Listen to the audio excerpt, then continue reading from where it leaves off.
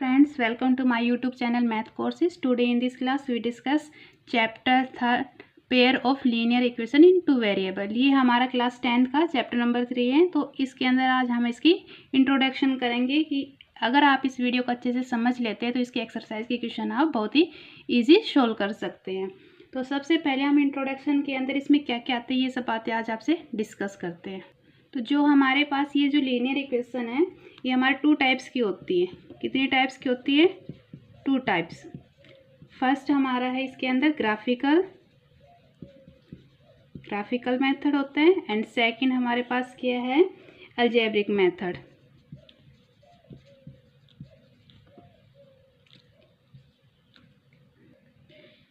अब इसमें हमें सिर्फ ग्राफिकल और अलजेब्रिक इन दोनों के बारे में डिस्कस करना है। अब होता है कुछ पेयर ऑफ लाइंस होती है और उसको हमको बताना है कि वो हमारे पास कौन सा ग्राफिकल रिप्रेजेंटेशन देता है और कौन सा हमारे पास अलजेब्रिक रिप्रेजेंटेशन देता है। ठीक है, इसमें हमें देखना है कि पेयर्स ऑफ लाइंस करेंगे और उनका हम दोनों अलजेब्रिक एंड ग्राफिकल उनका क्या रिलेशन होता है, क्या उनका रेशियो आता है। तो इसको आप बहुत ही ध्यान से समझना। मान लीजिए हमने कोई इक्वेशन ली है x माइनस 3y, ठीक है, x minus 3y and 4x plus 5y minus 20। ये हमारे पास कोई इक्वेशन है, इसके इक्वल टू 0 है। तो a1 अपॉन a2 की वैल्यू यहाँ से हमको फाइंड आउट करनी है, क्या आएगा। तो यहाँ पे देखना a1 और a2 की वैल्यू के लिए इसके आगे कुछ नहीं है यानी कि 1 है। तो हम इस 1 को क्या डिनोट करेंगे? a1। ये हमारे पास क्या है? a1 है एंड ये क्या है? a2 है। तो इसको हम लिखेंगे a1 अपॉन a2 यानी कि 1 अपॉन 4, ठीक है। और b1 क्या होगा? ये संख्या हमारी y के आगे जो है, y हमारा वेरिएबल है और इनको हम कांस्टेंट बोलते हैं। तो कोफिशिएंट 3 एंड y है, ये हमारे b1 एंड b2 है। तो b1 की जगह 3 एंड b2 की जगह 5, ठीक है। आगे साइन किसका है? माइनस का। तो माइनस के साइन को आपको जरूर ध्यान रखना है। तो 3 अपॉन 5 c1 अपॉन c2। अब यहाँ पे जो c है कांस्टेंट, उसकी वैल्यू हमारे पास नहीं है, लेकिन इस सेकेंड इक्वेशन के अंदर 20 है, ये हमारा c2 है। तो ऊपर क्या आएगा? 0 अपॉन नीचे क्या है? माइनस 20। माइनस का साइन है तो माइनस के 20। इन तीनों की वैल्यू अब कंपेयर, हमको इनका रेशियो कंपेयर करना है। देखो a1 a2 b1 b2 and c1 c2, क्या ये दोनों इक्वल है? नहीं, हम इसको लिखेंगे a1 upon a2 not is equal to b1 upon b2 और ये नॉट इज इक्वल टू क्या है? c1 upon c2। ये कोई भी आपस में इक्वल नहीं है। जब भी आपको ये ऐसा लगे कि हमारे पास जो भी इक्वेशन आई है इक्वल नहीं है, तो आपके पास कौन सा ग्राफिकल रिप्रेजेंटेशन होगा? ये एक इंटरसेक्ट करेंगे।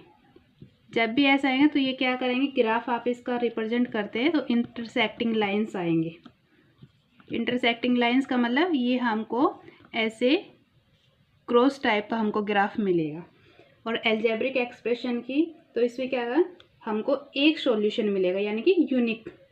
तो इसमें लिखना एग्जैक्टली वन सॉल्यूशन,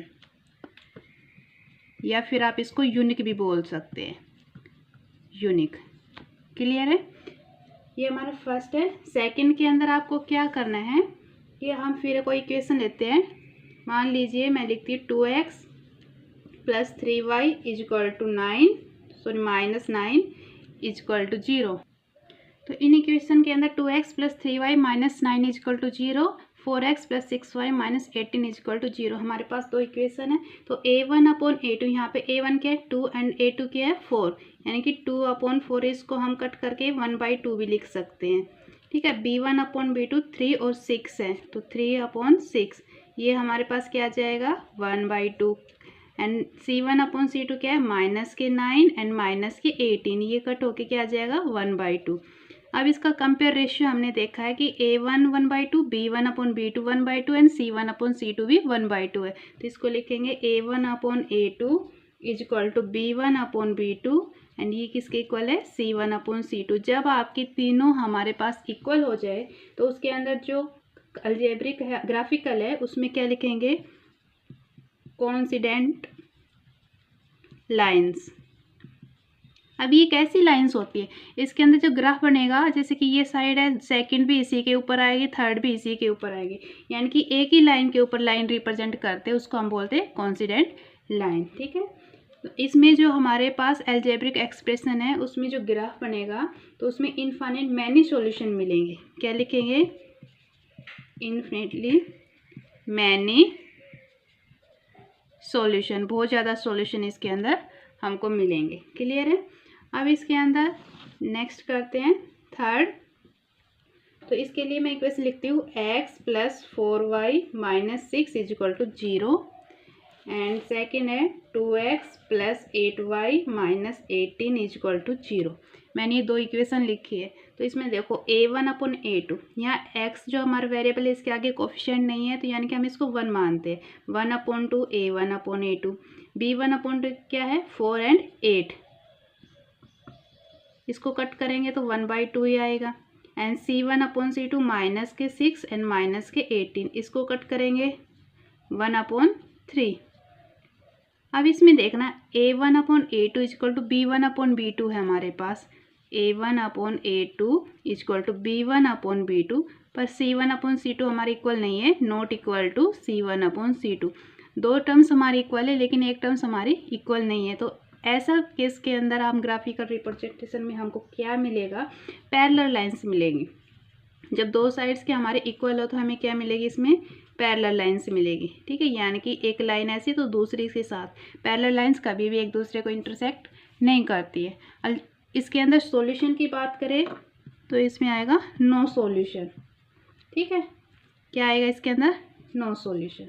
तो ये एक्सप्रेशन में सारे क्वेश्चन इसी के बेस पे मिलेंगे, आपको ये अच्छे से ध्यान में रखना है। अब हमें इसके बारे में कुछ और आता है, अलजेब्रिक मेथड, जिसके अंदर वैल्यू को हमको हटाना होता है। तो उस मेथड के बारे में हम डिस्कस करते हैं। अब कुछ इम्पोर्टेंट है, सब्स्टिट्यूशन या एलिमिनेशन मेथड, इसके बारे में डिस्कस करते हैं। इसको हम अलजेब्रिक मेथड भी बोलते हैं। तो इसमें क्या करना है, आपको कोई एक वैल्यू होती है उसको दूसरी वैल्यू में पुट करना होता है, उसकी जगह आपको रखना होता है। मान लीजिए कोई एग्जांपल है 7x - 15y = 2, ये हमारे पास कोई फर्स्ट इक्वेशन है। एंड x + 2y = 3, आपको ऐसे इक्वेशन गिवन मिलेंगे। तो इसमें हमको x या y की वैल्यू निकालनी है और एक दूसरे में पुट करनी है और उससे हमारे पास सॉल्यूशन मिलेगा। अगर फ्रेंड्स आपको ये वीडियो अच्छी लगे तो इसको प्लीज़ ज़्यादा से ज़्यादा लाइक करें और इसको सब्सक्राइब करें चैनल को। हम आपके लिए ऐसे ही हेल्पफुल वीडियो लेकर आते रहेंगे। हमारे पास दो इक्वेशन है, फर्स्ट एंड सेकंड। तो इसमें आपको क्या करना है, जो फर्स्ट इक्वेशन है एंड सेकंड, तो यहाँ से हम ये जो x है इसको क्या करेंगे, x की वैल्यू निकाल लेते हैं 3, ये पॉजिटिव है, इसको एक साइड लेके जाएंगे 2y, ये हमारे थर्ड क्वेश्चन यानी कि थर्ड इक्वेशन बना लें। यहाँ से x की वैल्यू हमको ये दिखाई दे रहा है, फिक्स वैल्यू नहीं आई है लेकिन यहाँ से हम x की वैल्यू फाइंड आउट कर सकते हैं। तो आप इस x की वैल्यू को, ये आई है, इसको आप पुट कर दिए फर्स्ट इक्वेशन में। जहाँ भी x दिखाई दे वहाँ पे x की जगह आपको ये रखना है। हम लिखेंगे put equation 3 in equation first, इस 3 को फर्स्ट में पुट करना है। ठीक है, तो यहाँ पे 7x है, x की जगह हमको ये वैल्यू रखनी है 3 - 2y - 15y = 2। ऐसा क्यों किया है, क्योंकि ये टर्म्स हमारी x की है, हमने पूरी टर्म्स को y में कर दिया है। ठीक है, आप चाहे y की वैल्यू निकाल के कंप्लीट x में कन्वर्ट कर दो या x की निकाल के हमने पूरे टर्म्स को y में ले आए। अब हमारे पास कोई भी x वेरिएबल नहीं है। ठीक है, इसी को हम एलिमिनेशन बोलते हैं कि किसी एक टर्म्स को हम इसमें से हटाना है। तो इसको मल्टीप्लाई कीजिए, 7 को 3 से किया 21, -7 को 2 से करेंगे 14y, -15y = 2। अब इसको जब आप ऐड करेंगे तो आपके पास क्या आएगा, -29 = 21 क्या है, यहाँ से 2 है, ये पॉजिटिव यहाँ पे जाएगा, 21 नेगेटिव हो जाएगा। हमें y की वैल्यू रखनी है इसलिए हम y के टर्म्स को ही एक साइड रखेंगे। क्लियर है? अब यहाँ पे -29y = 21 में से 2 गए -19, माइनस से माइनस कैंसिल एंड y की वैल्यू आ जाएगी हमारे पास 19/29। ये हमारे पास y की वैल्यू आ गई है। अब y की वैल्यू आप इसमें यहाँ पर पुट कर सकते हैं, तो यहाँ से आपको x की वैल्यू फाइंड आउट हो जाएगी। हम लिखेंगे पुट इन इक्वेशन थर्ड, हम इसको थर्ड में पुट करते हैं। अब y की हमारे पास कंप्लीट वैल्यू, x की फाइंड आउट करने के लिए हम ऐसा कर रहे हैं। तो इसमें लिखेंगे x = 3 - 2 एंड यहाँ पे जो y है इसकी जगह हम रखेंगे 19/29। क्लियर है? अब x की वैल्यू क्या आ जाएगी, इसको आप सोल्व करेंगे तो आपके पास आएगी 49/29। ये हमारे पास क्या आ गई, x की वैल्यू आ गई। तो इस इक्वेशन के अंदर हमको ये वैल्यू ही फाइंड आउट करनी थी। ठीक है, ये हमारा सब्स्टिट्यूशन मेथड है। नेक्स्ट इसका पॉइंट है एलिमिनेशन मेथड कैसे करते हैं, उसमें इक्वेशन को कट करना पड़ेगा। एलिमिनेशन मेथड के अंदर आपको क्या करना है, आपके पास दो इक्वेशन गिवन है, तो इसको आप क्या करना है कि एलिमिनेट करने के लिए दोनों इक्वेशन में किसी x या y को हमको सेम बनाना है। ठीक है, तो इनके जब हम कोफिशिएंट सेम बनाएंगे तो इसमें देखो ये भी 4 ये 3 है 9 7, या तो आप इस इक्वेशन को कंप्लीट इसमें चेंज कीजिए या आप इसको इसमें चेंज करना है। तो सबसे पहले हम क्या करेंगे, लिखते हैं, मल्टीप्लाई करते हैं। आपको ये सब स्टेप लिखना है एग्जाम में। मल्टीप्लाई इक्वेशन फर्स्ट इक्वेशन को मैं किससे मल्टीप्लाई करती हूँ, बाई 3 से। मान लो इसको मैं 3 से मल्टीप्लाई कर दूँ एंड इस इक्वेशन को सेकंड को 4 से, तो हमारे पास ये दोनों y के टर्म्स इक्वल आ जाएंगे। तो 3 से क्या एंड इक्वेशन सेकंड को बाई 4 से, तो इसको मैं 3 से मल्टीप्लाई कर रही हूँ इक्वेशन को, इसको 4 से, और ये मल्टीप्लाई हमको कंप्लीट इक्वेशन को करना होगा ना कि y को।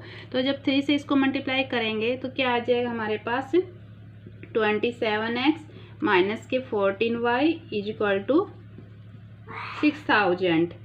ठीक है, ये थर्ड इक्वेशन। जब इसको 4 को इस कंप्लीट से मल्टीप्लाई करेंगे तो हमारे पास आएगा 28x माइनस के 12y इज इक्वल टू 8000।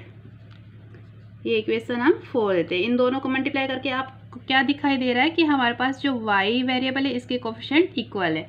तो आपको क्या करना है इसमें, या तो इनके साइन चेंज कीजिए तो ये कट हो जाएगा। ठीक है, तो साइन चेंज करेंगे तो आपके पास क्या आएगा, यहाँ से देखना, या आप लिख सकते हैं इसमें घटा देंगे हम, इसमें 4 माइनस 3, 4 वाली इक्वेशन में से 3 की माइनस करेंगे तो इसमें आएगा 28x माइनस के 27x, जो सेम वेरिएबल उनको साथ करना है, 12y माइनस के 12y, हमने दोनों को सब्ट्रैक्ट कर रहे हैं, 8000 माइनस 6000। अब यहाँ से आपके पास x की वैल्यू क्या आ जाएगी, ये हमारे पास देखो माइनस ये प्लस, तो ये तो कैंसिल हो जाएगा, और यहाँ से x की वैल्यू आपके पास आ जाएगी 2000। देखो यहाँ पे 28 में से 1x क्या, तो 1x बचेगा, 1x ये हमारे पास कैंसिल हो जाएगा, और यहाँ से माइनस करेंगे तो 2x, यानी कि x इज इक्वल टू क्या आ गया 2000। x की वैल्यू आ गई। अब इस x की वैल्यू को हम इन इक्वेशन में पुट करेंगे, तो लिखती हूँ मैं, put x in equation first. इस x को मैंने इस फर्स्ट वाले इक्वेशन में पुट करना है, जो पहले से गिवन था, मल्टीप्लाई करके नहीं, जो पहले से ऑलरेडी इक्वेशन थी इसमें पुट करेंगे। इसमें पुट करेंगे तो इक्वेशन क्या थी हमारे पास, 9x minus 4y is equal to 2000। तो 9x की जगह हम लिखेंगे 2000, जो वैल्यू हमारे पास आई है minus 4y is equal to 2000। यहाँ से क्या आएगा आपको 18,000 minus 4y is equal to 2000। यहाँ से जब इसको करेंगे हमें सिर्फ y की वैल्यू, x की तो आ गई है, y की वैल्यू फाइंड आउट करें तो y टर्म्स को एक साइड रखेंगे, बाकी को हम दूसरी साइड लिखेंगे। तो ये हमारा पॉजिटिव है तो इधर आके नेगेटिव हो जाएगा। तो माइनस 4y की वैल्यू क्या आ जाएगी, माइनस के 16,000, माइनस से माइनस कैंसिल, एंड y की वैल्यू आ जाएगी हमारे पास 16,000। 4 यहाँ मल्टीप्लाई में दूसरी साइड जाएगा तो डिवाइड में आ जाएगा, इससे कट करेंगे तो क्या आ गया 4000, यानी कि y की वैल्यू हमारे पास आ गई है 4000। x की भी फाइंड आउट हो गई और y की भी मिल गई, और इसके अंदर हमको यही फाइंड आउट करना था इस इक्वेशन के अंदर। क्लियर है। अब इंट्रोडक्शन में आपको ये सब सीखा है, इसी के बेस पे हम इसके एक्सरसाइज के क्वेश्चन करेंगे। अब मिलते हैं अपनी नेक्स्ट वीडियो में। आई होप आपको ये वीडियो पसंद आई हो। Thank you.